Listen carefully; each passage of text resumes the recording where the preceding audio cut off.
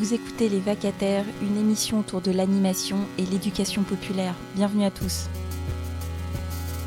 Si nous construisons toujours nos sujets à deux dans la réflexion, aujourd'hui c'est Mathilde qui vous présentera le sujet et qui vous parlera à l'oreille. Bienvenue à tous.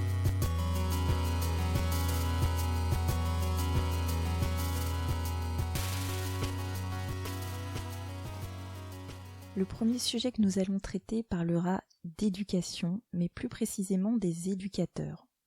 On a souvent tendance à parler des éducateurs comme une entité un peu floue ou alors très précise. Souvent on parle de l'éducation nationale ou des parents. Aujourd'hui, j'aimerais que l'on s'interroge tous ensemble sur c'est qui les éducateurs et c'est quoi l'éducation. Notre parti pris est forcément un peu biaisé puisque nous sommes des animatrices. Animateur, c'est un métier assez flou. Un des préjugés qui persiste et qui continue en termes d'éducation, c'est que l'animateur n'est pas un éducateur. Et c'est pourquoi aujourd'hui, il nous semble important de parler d'éducation et d'envisager toutes les formes d'éducation. On veut insister dans ce sujet sur la coéducation, les différentes formes d'éducation et leur complémentarité entre elles. Très concrètement, il y a quoi comme forme d'éducation ? Moi, j'en ai distingué 3, mais il y en a évidemment beaucoup plus, ne m'en voulez pas. On essaye de faire quand même assez court dans cette émission.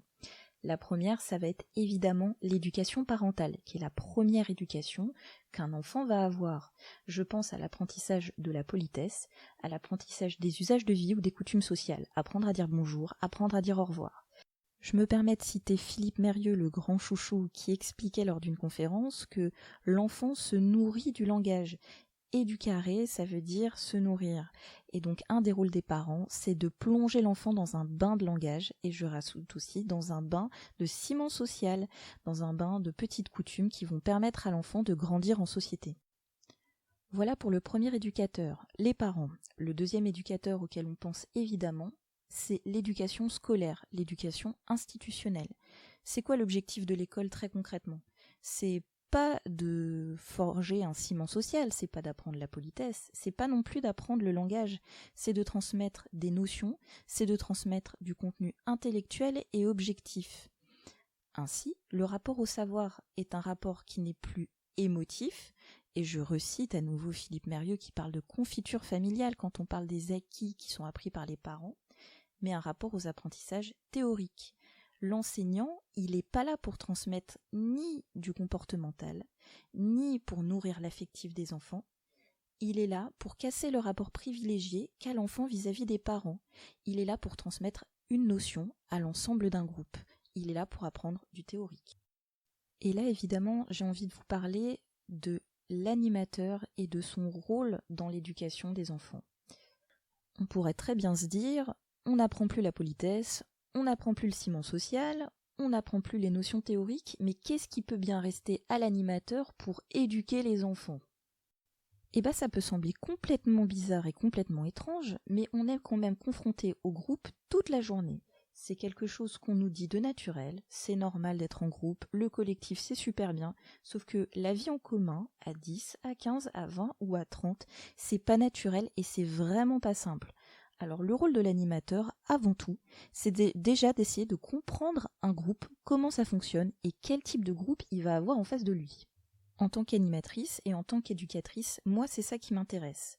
C'est l'apprentissage de la vie collective et de la construction collective.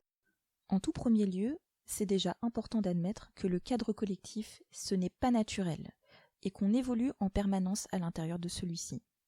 La vie collective, c'est très contraignant. On se retrouve au sein de personnes qu'on n'a pas choisies, on se retrouve en collectif nombreux. Quand on est enfant et quand on a envie de discuter avec un adulte, c'est très compliqué d'aller lui parler et de faire part de son envie individuelle. Et avec Amandine, on a constaté qu'au-delà de cet enfant, c'est très compliqué d'avoir de l'attention pour chacun des enfants. Le collectif, c'est quand même les concessions individuelles des droits élémentaires. Quand on est en groupe et quand on est face à un groupe, on demande aux enfants de demander la parole et on demande aux enfants, par exemple, de demander avant d'aller aux toilettes. Et leur demander de demander à aller aux toilettes, c'est pas uniquement pour les embêter. Par exemple, nous, en maison de quartier, on a une salle qui donne directement ou quasiment directement sur la route. Les toilettes sont entre la salle et la sortie. Aussi, on demande aux enfants de nous indiquer quand ils vont aux toilettes, pas de nous demander l'autorisation, mais d'indiquer quand ils y vont, pour qu'on sache qu'ils y sont, pour éviter qu'il y ait des enfants qui sortent de la structure sans qu'on les ait vus. Le groupe, ça amène aussi des contraintes physiques. On ne peut pas se déplacer où on veut, on ne peut pas se déplacer quand on veut, et on ne peut pas faire ce qu'on veut quand on en a envie. Dit comme ça, le groupe, c'est quand même un peu badant, ça donne vraiment pas envie d'y retourner. Et nous, en tant qu'animateurs, qu'est-ce qu'on peut faire de tous ces enfants qui sont plongés dans un groupe sans en avoir forcément vraiment envie ? La première recommandation que je pourrais vous donner, et que j'utilise très souvent dans ma pratique professionnelle, c'est déjà d'expliciter. Dire que le groupe, c'est pas naturel, que c'est souvent pénible, mais que le cadre que l'on fixe oblige qu'il y ait un groupe. On ne peut pas s'occuper d'un enfant tout seul.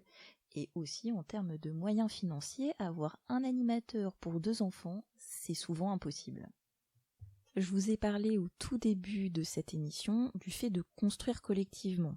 Comment on fait pour construire collectivement des choses ensemble, vu qu'on est tous différents et qu'on n'a pas forcément les mêmes envies au même moment ? Et j'en viens à mon deuxième point essentiel du rôle d'animateur en tant qu'éducateur. Quand on est animateur, notre objectif, c'est de comprendre les individualités qui constituent le groupe. Certains enfants sont mal à l'aise avec le collectif. Alors du coup, quand on a un groupe, tous les enfants ne se ressemblent pas. Donc comment on fait pour faire une activité avec un enfant qui est par exemple extrêmement en retrait, ou un enfant qui est complètement mutique, et d'autres enfants qui sont très actifs ? Je rappelle encore une fois que notre travail, c'est axé sur la vie collective, le fait de vivre ensemble. Et je ne parle pas des grands mots qu'on peut mettre dans les dossiers de subvention, mais sur le réel vivre ensemble. On est ensemble pendant 2 heures, 6 heures, 8 heures par semaine. Il va bien falloir qu'on apprenne à vivre ensemble. Pour apprendre à être ensemble, on se doit, en tant que professionnel, de comprendre qui compose le groupe, les identités qui composent le groupe. Et là, je mets un bémol. Attention. En tant qu'éducateur, on ne va pas associer un rôle à un enfant. Toi, t'es bon en sport, tu vas être le leader partout. Toi, t'es mauvais, tu sers à rien, tu te tais, t'as pas envie de participer, mets-toi dans un coin. L'objectif, c'est d'observer les interactions au sein d'un groupe. Et ça veut pas dire, à tous les moments, tout est uniforme. Mais à tel moment, il se passe ça, et à un autre moment, il se passe autre chose. L'autre objectif également est de ne pas ramener le passif des enfants au sein de la structure. Un enfant qui vient à un endroit n'est pas forcément la même personne avec ses parents, avec son instit, avec son animateur, avec son orthophoniste, et heureusement. L'enfant qui est par exemple très turbulent à l'intérieur de l'école et qui se comporte vraiment de manière très sereine et très agréable à la maison de quartier, l'objectif c'est pas de ramener son comportement déplorable ou soi-disant déplorable par les copains de l'école à l'intérieur de la maison de quartier. On prend les enfants comme ils sont du pas de la porte. Je me permets aussi une petite parenthèse concernant les enfants et leur identité. Je mets un point d'honneur, et je mets un point d'honneur aussi dans la formation des animateurs, à expliquer qu'un enfant ne fait des progrès uniquement par rapport à lui-même. Un enfant complètement agité, qui n'arrive pas à s'asseoir, qui n'arrive pas à être autonome, le jour où il arrive à s'asseoir plus de 10 minutes, ou à faire un travail en autonomie, ou à faire un jeu tout seul, c'est une grande victoire pour lui. Les progrès sont individuels, ils ne sont pas comparés et comparables à ceux d'autres enfants ou à celui du groupe. Le groupe évolue en fonction des évolutions individuelles. Le groupe ne peut s'articuler qu'en fonction des individualités qui le composent. Le groupe arrive à être un collectif quand tous les individus qui le composent perçoivent que le copain n'a pas le même besoin. Et ça, c'est extrêmement important. Ce n'est pas de l'injustice que de demander des choses différentes aux enfants. Les enfants sont différents, on va leur demander des choses différentes. L'enfant qui n'arrive pas à s'asseoir, et si on est dans un jeu où malheureusement on doit s'asseoir, s'il arrive à s'asseoir pendant toute la durée du jeu et que je vais le féliciter, c'est naturel. Il a vaincu quelque chose, il a fait des progrès. L'enfant qui arrive à s'asseoir pendant 1h30, c'est pas une victoire pour lui. Par contre, l'enfant complètement mutique qui va se mettre à parler, c'est une victoire. Ce sont des progrès individuels, mais qui permettent l'évolution du groupe. Enfin, le dernier point, mais je l'ai déjà un peu abordé, donc je vais être très rapide, est sur la coexistence des individualités pour permettre la vie collective. La vie collective d'un groupe, c'est pas la même que la vie collective d'un autre groupe. Ça veut dire que mon groupe A, c'est pas la même chose que mon groupe B. Et ce que je vais proposer à mon groupe A ne sera pas forcément adapté à mon groupe B. Et ce qui est encore pire, c'est que il n'est pas évident que ce que je propose à mon groupe A fonctionne à tous les coups, car tout dépend des moments. Le groupe n'a pas la même dynamique en permanence. Des enfants qui arrivent, par exemple en fin de trimestre, sont généralement très fatigués, très épuisés, et vont peut-être avoir tendance à beaucoup s'agiter. Inversement, des enfants qui rentrent de vacances vont peut-être être un peu plus mous ou avoir un peu plus mal à rentrer dans le rythme. Ça veut dire que si je propose une activité à ces deux moments, les enfants ne vont pas réagir de la même manière. Tout ça, ça peut vous sembler complètement évident. Bah ouais, le groupe machin, il est pas pareil que le groupe bidule, et puis si on est fatigué, bah c'est pas pareil, bah gna gna gna gna gna. Malheureusement, on voit assez souvent que des animateurs ou des éducateurs vont avoir tendance à proposer la même chose à n'importe qui, à n'importe quand. Bon alors ok, l'animation macramé, c'est pour les 6-8 ans, donc de toute façon, je la ferai jamais pour les 10-12, même si évidemment on peut l'adapter. Donc du coup, je vais la proposer. Vous arrivez pas à la faire, mais vous êtes vraiment des gros débiles. Ça arrive extrêmement souvent, et c'est malheureux. Notre rôle, c'est pas de proposer des trucs tout faits, des trucs qu'on va cracher. C'est de voir comment les enfants sont à ce moment-là, leur demander ce qu'ils voudraient bien faire s'il y a des choses qui fonctionnent pas. Il y a une question qu'on pourrait aussi se poser, c'est oui, alors ça a l'air vraiment important, ça a l'air vraiment intéressant, ça a l'air vraiment relatif à tous les groupes. Aussi, pourquoi on le fait pas à la maison, pourquoi on le fait pas à l'école? Et bah, comme on l'a dit, l'école, l'objectif, c'est de transmettre des notions. L'école, on est souvent à 30 par classe. Et malheureusement, on est souvent dans des objectifs qui sont proches de la performance. On n'a pas le temps de s'adapter au groupe, on n'a pas le temps de regarder qui fait quoi. Donc c'est un peu triste, mais c'est comme ça. J'aimerais aussi vous parler de positionnement de l'adulte par rapport à un groupe. Assez souvent, quand un adulte est face à un groupe, surtout d'enfants, il va être dans une position ascendante. Il va parler, on va l'écouter. Par ailleurs, dans les classes, évidemment, je jette pas la pierre. Quand on est à 30 par classe et qu'on a des objectifs de performance, on n'a pas le temps de s'occuper des individualités, de faire avec les difficultés échelonnées. Ça permet souvent pas une vie collective harmonieuse et sereine. Je tiens aussi à signaler qu'assez souvent, quand on travaille avec des enfants, avec des jeunes, avec des groupes, on parle à l'impératif. Asseyez-vous, silence, taisez-vous, écoutez, va t'asseoir, tais-toi, mais écoute, enfin, t'es puni. Il n'y a aucun dialogue avec les enfants. À partir de là, on ne peut pas s'occuper des individualités, on parle au groupe. L'école, c'est globalement fait pour apprendre à obéir collectivement. On n'apprend pas à travailler ensemble, on n'apprend pas à faire unité, on n'apprend pas à s'opposer et on apprend à respecter la hiérarchie. Pour que mes amis enseignants ne me jettent pas la pierre, je tiens à dire que tous les enseignants ne fonctionnent pas de cette manière, mais l'organisation de l'école amène à employer une hiérarchie de fait. On écoute, on obéit, on applique, on a des bonnes notes.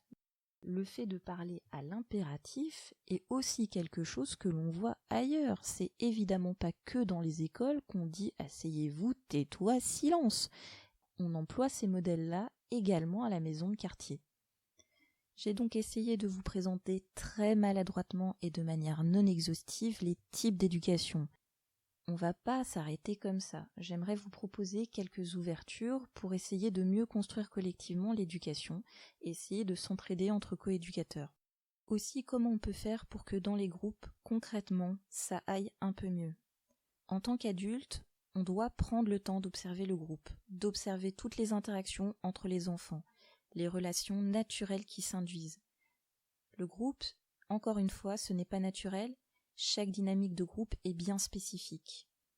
Notre rôle en tant qu'adulte, c'est de tenter de rééquilibrer, quand on le peut et quand on le voit, les injustices. Donner la parole à ceux qui l'ont beaucoup moins, réduire la parole des bavards, montrer que chacun est écouté et que la parole de chacun est importante. Le groupe, c'est un lieu de concession.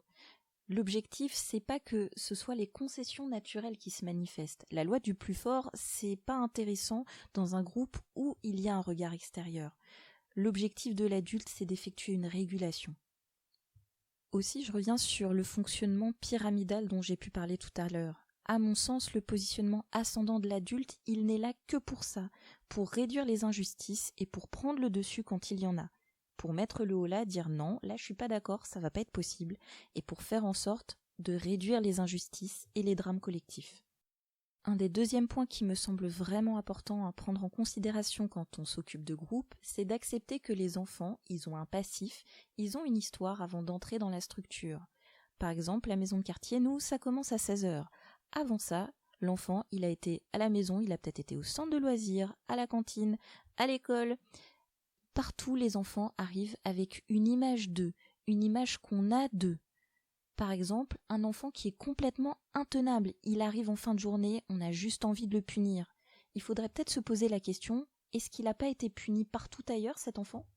L'objectif de l'animateur, de l'éducateur, de l'adulte, c'est de créer du mouvement collectif et de permettre à chaque individualité au sein du groupe de constater qu'il y a une autre individualité à côté de lui qui ne fonctionne pas de la même manière. Ce qui me semble important quand on travaille en groupe, c'est de prendre conscience qu'on n'est pas tous pareils et qu'il faut prendre soin les uns des autres. Amener le groupe à faire attention au groupe, ça peut amener des situations assez marrantes. Par exemple, maintenant, en sortie, ce sont les enfants qui se comptent. Et quand les enfants se comptent, ils nous comptent dans l'effectif parce qu'on fait partie du groupe.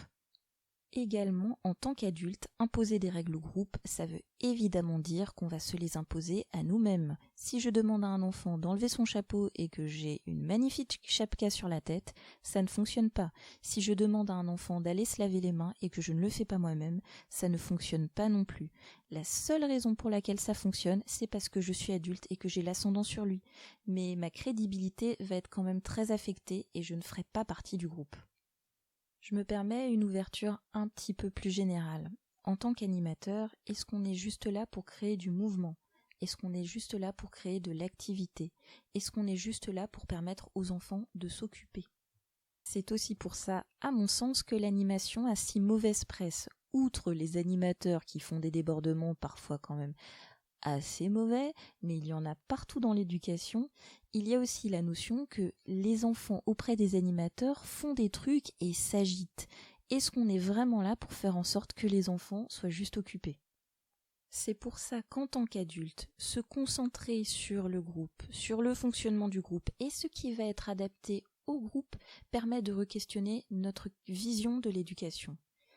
Apprendre à vivre en collectif, un collectif contraignant, complexe, et réussir à créer un environnement bienveillant dans ce collectif qui n'était quand même pas chouette à la base, ça amène les enfants à s'épanouir. Ça permet d'aborder des questions vraiment très compliquées qui seront vécues en société. La question du consentement, du rapport à l'autre, de l'écoute. Et encore, là je parle de l'animation, mais il y a plein d'autres personnes qui permettent aux enfants de s'épanouir, de grandir. Il y a les ATSEM, il y a les AVS, il y a plein de métiers qui combinent toutes ces spécificités. Et d'ailleurs, tous ces métiers dont on parle si peu, pourquoi y a-t-il des métiers privilégiés et visibles dans l'éducation ? Pourquoi parle-t-on tellement de l'éducation nationale, beaucoup des animateurs, beaucoup des parents et très peu des ATSEM ? Ce sera l'objet d'un prochain sujet, je l'espère. Voilà la fin de ce premier sujet des vacataires. On vous remercie vraiment de nous avoir écoutés jusqu'au bout si vous êtes arrivés jusqu'ici. Ce sujet a été proposé par Mathilde, c'est la voix de Mathilde que vous entendez dans vos oreilles. Il a été construit à deux avec Amandine et Mathilde. Tous les sujets que vous entendrez ont été construits de cette manière-là. Si vous le souhaitez, vous pouvez nous retrouver sur notre Twitter @lesvacataires tout collé et sur une page Facebook Les Vacataires. Nous serons ravis d'avoir vos commentaires, de voir vos partages si cela vous a plu et éventuellement que vous nous orientiez sur de futurs sujets autour de l'éducation et de l'animation. Si les musiques d'introduction et de conclusion vous ont plu, je vous invite à dérouler la barre de description dans laquelle vous trouverez les artistes qui nous permettent d'utiliser leur musique en échange de les nommer, de les citer et de les remercier. Donc merci à vous de nous permettre d'utiliser votre musique. Je vous invite vraiment à aller écouter les albums qui sont très chouettes. Par ailleurs, une petite participation financière en échange d'un téléchargement est souvent le bienvenu. Et ma voix part, mais ça vous ne m'en voudrez pas. Merci encore à vous de nous avoir écoutés jusqu'au bout. C'était Les Vacataires. On vous souhaite une excellente journée et à très bientôt. Au revoir.